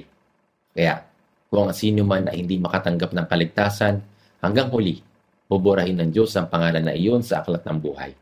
Ngunit, ang mga tunay na naligtas, ang mga napatawad ng kanilang kasalanan at nakatanggap ng Espiritu Santo ay hindi buburahin sa aklat ng Panginoon. Kaya, ang aklat ng buhay ay may kinalaman sa kaligtasan.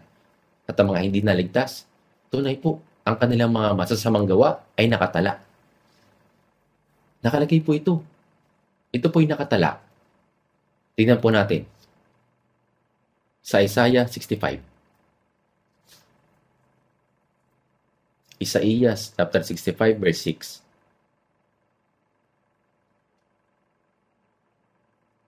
Isayan po natin ang sabay-sabay. Narito, nasusulat sa harap ko, hindi ako tatahimik, kundi ako'y gaganti. Oo, ako'y gaganti sa kanilang sinapupunan.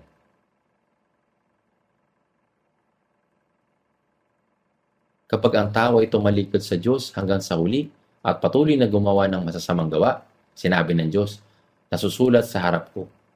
Nangangahulugan na ang masasamang gawa ng Israel ay nakasulat sa harapan niya. Hindi ako tatahimik, kundi ako'y gaganti. Kaya, para sa mga hindi nakatanggap ng kaligtasan, lahat ng kanilang masasamang gawa ay nakatala sa harapan ng Panginoon. Ngunit, ang talagang nakakamangha ay lahat ng natatakot sa Panginoon, nagmamahalan sa isa't isa at nabubuhay para maglingkod sa Panginoon, isinulat ng Diyos ang lahat ng iyon sa aklat ng alaala sa harapan niya. Lahat ng mga matutuwid o matuwid na bagay na ginawa natin sa ating buhay sa pananampalataya ay nakatala. Iniingatan magpakailanman. Kung ganoon, ay wala bang kabuluhan ang paglilingkod sa Panginoon? Kahit na magbigay ka ng isang baso ng malamig na tubig sa isang banal, ay nakatala at inaalala magpakailanman. Wala ba itong kabuluhan? Wala ba itong kabuluhan? Ito'y nakatala at inaalala magpakailanman. Tingnan po natin sa Job chapter 19, verse 23 hanggang 24.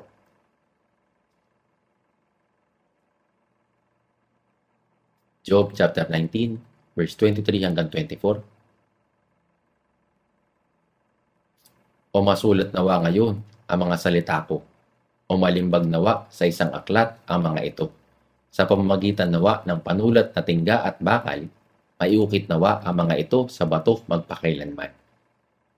Si Job ay nakaranas ng labis na kawalang katarungan. Tila walang sino man nakakaunawa sa kanya.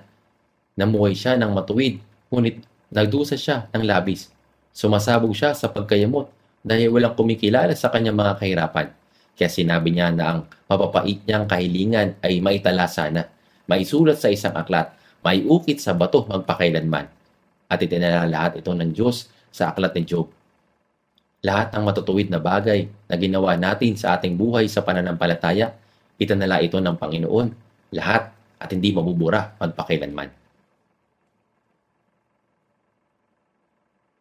Itinala ito lahat ng Panginoon at hindi mabubura magpakailanman. Tingnan po natin. Punta po tayo sa awit 56.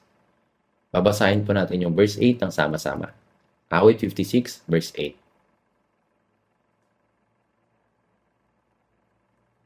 Iyong ibinilang ang aking mga paglalakbay.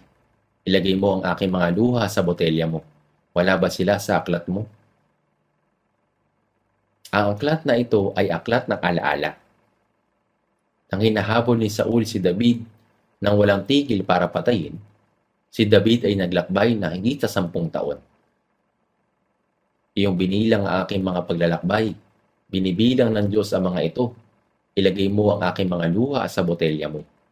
Mayroon pong botelya ng luha. Ang bawat mahalagang luha ng banal ay iniingatan sa botelyang iyon.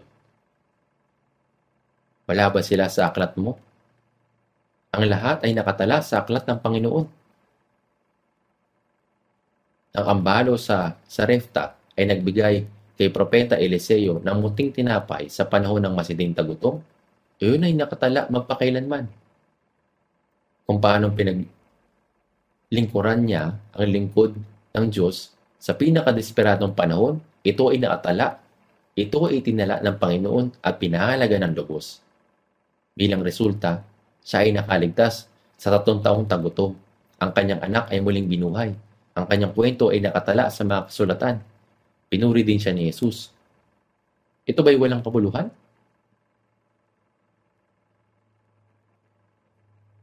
Nang si David ay tumakas mula sa paghihimagsik ni Absalom, dumating ang mga taong upang tulungan siya. Dahil si David ay natutulog sa parang iniisip nila, siguradong nahihirapan si David. Kaya may iba nagdala ng higaan, ang iba'y palanggana, ang iba'y nagdala ng butil. Mga butil na sinangag, nakatala itong lahat. Ito po yung dinala nila kay David.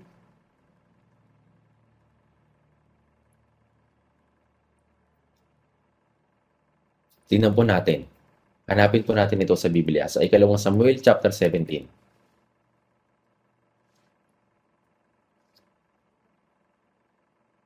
Ikalawang Samuel chapter 17 verse 27 hanggang 29. Tuwing nababasa ko ito, sa tingin ko ang Diyos ay talagang napakadakila.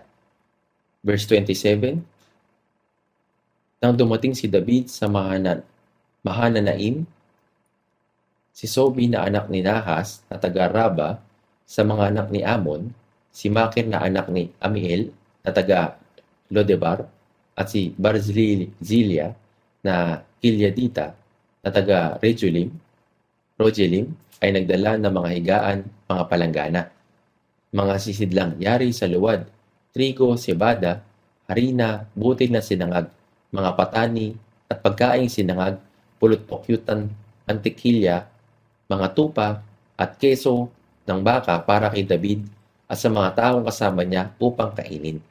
Sapagkat kanilang sinabi, ang mga tao ay gutom, pagod at uhaw sa ilang.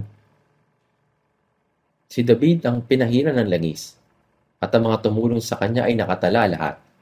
Sa mga natatakot sa Panginoon at naglilingkod sa kanya, ang lahat ng mga ginawa nila ay nakatala. Pagdala ng higaan, pagdala ng palanggana, butil ng sinangag, lahat ay nakasulat. Nangangahulugan ito na itinala ng Panginoon ang buong buhay ng mga naligtas.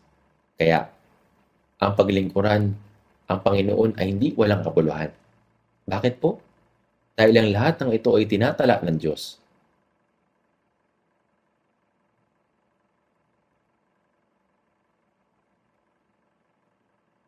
Lahat po ay tinatala ng Diyos. Tingnan po natin muli sa Malakias chapter 3. Malakias chapter 3.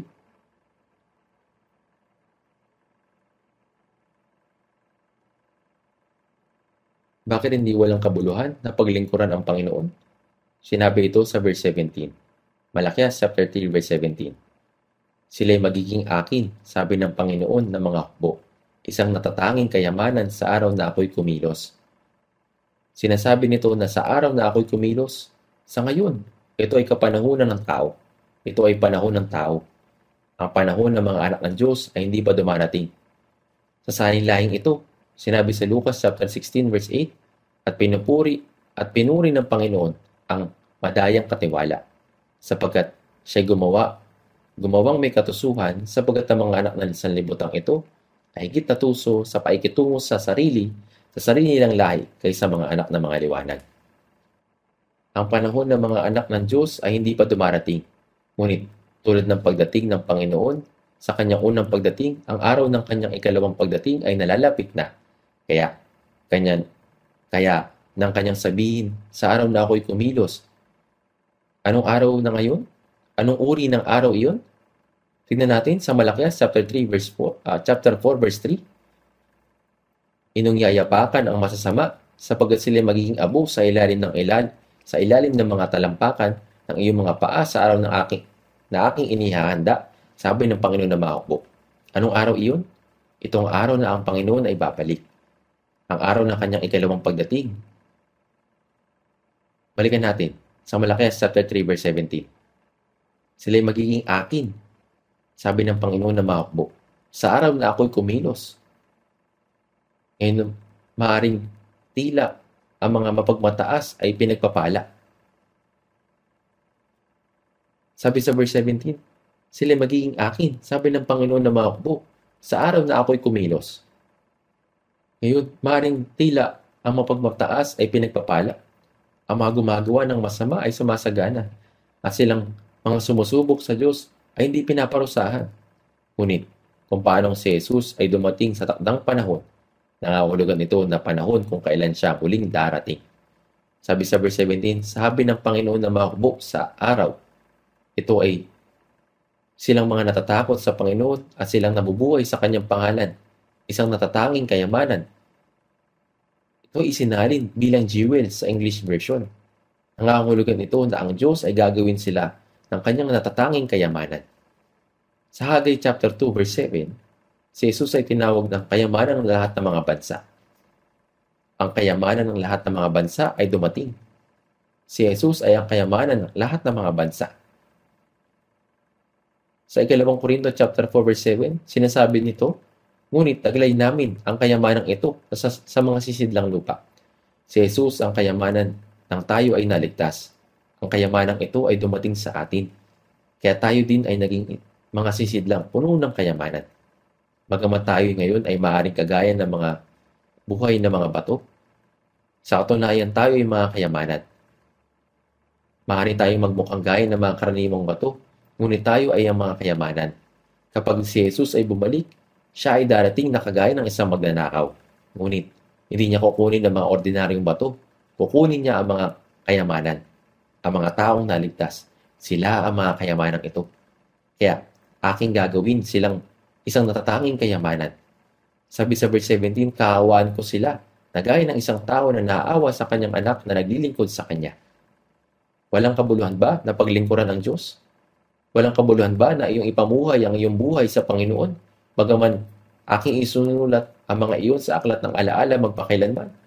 At kung ako ay dumating muli, ikaw ay gagawin kong aking natatanging kayamanan. Ganito ang sinasabi ng Diyos. Kaawaan ko sila na gaya ng isang tao na naawa sa kanyang anak na naglilingkod sa kanya. Gaano kahalaga itong tao na kaawaan ng Diyos. Kinikilala ako ng emperador. Kinikilala ako ng hari. Hindi. At tagapaglikha na lumikha ng langit at lupa ay lalong pinapahalagaan siya na naglilingkod sa kanya. Tulad sa pagpapahalaga niya sa anak na naglilingkod sa kanya, walang kabuluhan ba na maglingkod sa Diyos na pinapahalagaan siya? Sabi sa verse 18, at minsan pa ay maikilala ninyo ito. Nakikilala ninyo.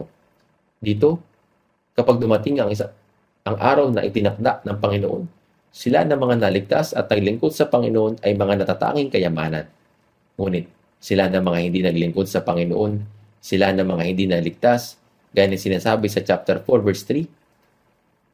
Sabi po dito, inyong yayapakan ang masasama. Ngayon, sinasabi ng chapter 3 verse 15 na mga gumagawa ng masasama ay umuunlad. Ngunit, silang mga taong masasama ay nagsabi, sapagkat sila magiging abo sa ilalim ng mga talambakan ng iyong mga paa sa araw na aking inihanda. Ang masasama ay ang mga abo sa ilalim ng mga talampakan ng iyong mga paa. Mga abo, sila naman nagsasabing walang kabuluhan na maglingkod sa Diyos. Ang mga ganitong tao ay magiging abo sa ilalim ng talampakan ng iyong mga paa. Anong sinasabi sa mga awit 119, verse 119? Inalis mo ang lahat ng masama sa lupa, gaya ng basura, kaya't iniibig ko ang iyong mga patotoo. Inalis mo ang masama, gaya ng basura. Gano'n nga nakakalungkot na maging isang basura sa harap ng Diyos. Ang masama ay parang ipa na itinatangin ng hangin. Ipa. Tayo ay mga liryo sa gitna ng mga tinik. Kaya sila na mga hindi naligtas ay walang ang iba, kundi ang tinik. Sabi sa Job chapter 25 verse 6, gaano pa nga kalit ang tao na isang uod at ang isang tao at ang anak ng tao na isang bulati. Mga uod at bulati. At ang mga abo sa ilalim ng mga talampakan ng iyong mga paa. Ngunit sila na natatakot sa Panginoon, sila na mga naglilingkod sa Diyos, ay magkakaroon ng natatanging pagmamayari. At sinabi sa verse 18, at minsan pa, tayo, ang mga tao na nagsisi at bumalik sa mga bisig ng Diyos, at minsan pa, tayo ay nakabalik. At kapag si Jesus ay muling dumating, tayong lahat ay dadalhin sa harap ng Diyos, at minsan pa, tayo ay nakabalik na sa mga bisig ng Diyos sa mundong ito. At ngayon, kapag muling dumating ang Panginoon, isusuot ng Panginoon sa atin ang muling binuhay na katawan at tayong lahat ay haharap doon at babalik sa harap ng Diyos. Ang ating kahinatnan ay doon sa langit.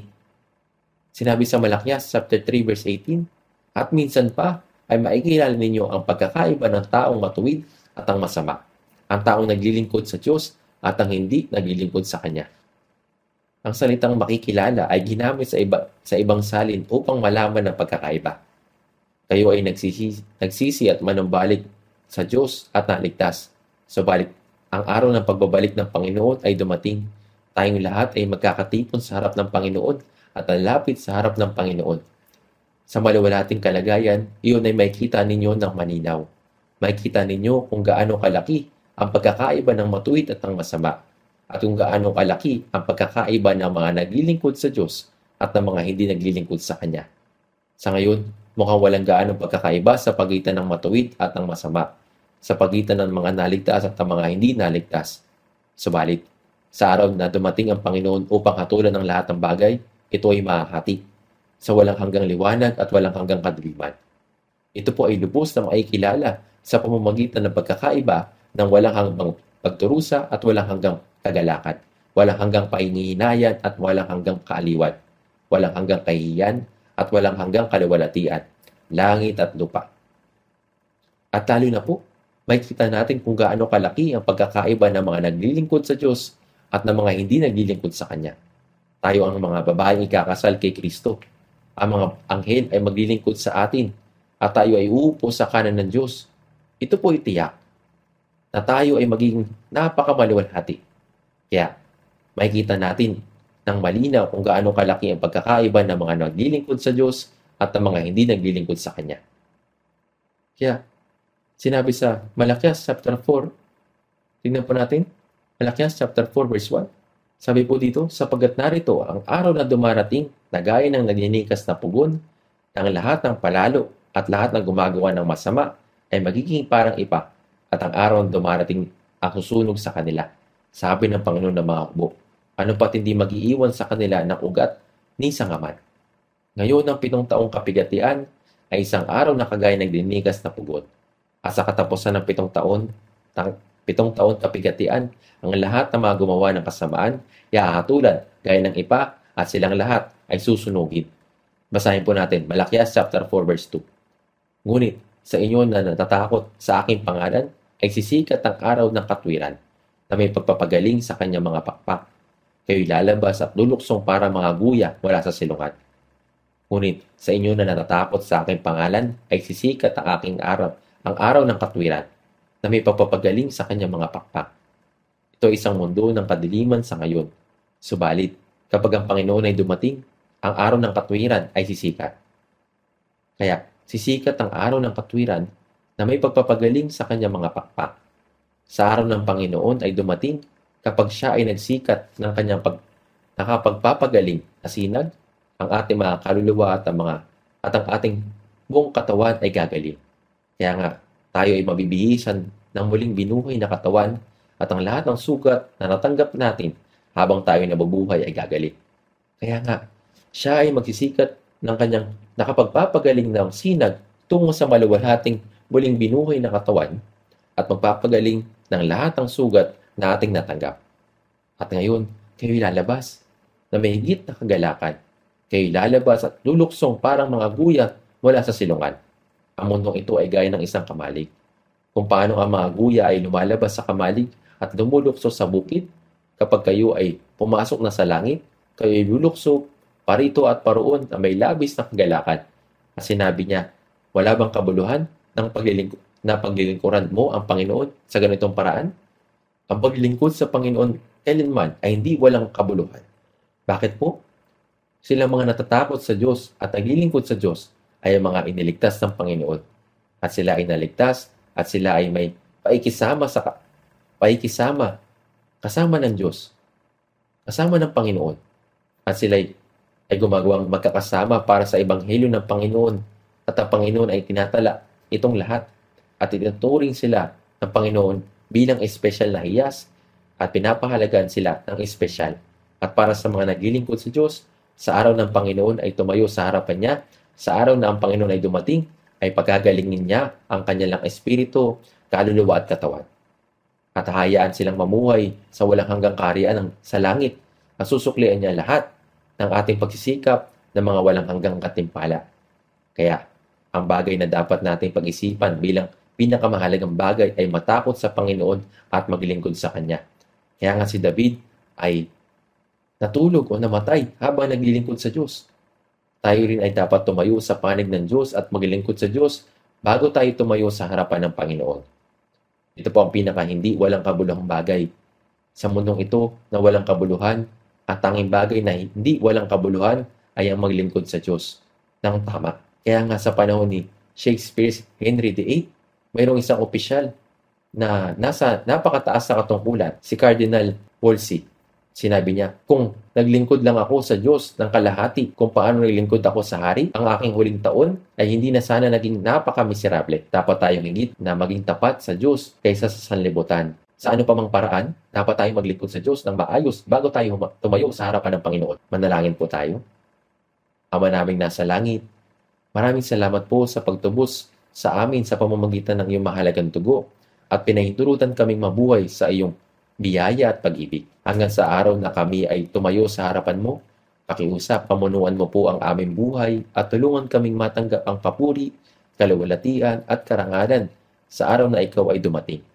Tulungan mo po kaming mamuhay ng isang buhay na namumunga ng sagana sa iyo at tulungan kami na makatayo sa harapan mo habang kami ay naglilingkod sa iyo. Idinadalangin namin ito sa pangalan ng aming tagapagligtas na si Jesucristo. Amen.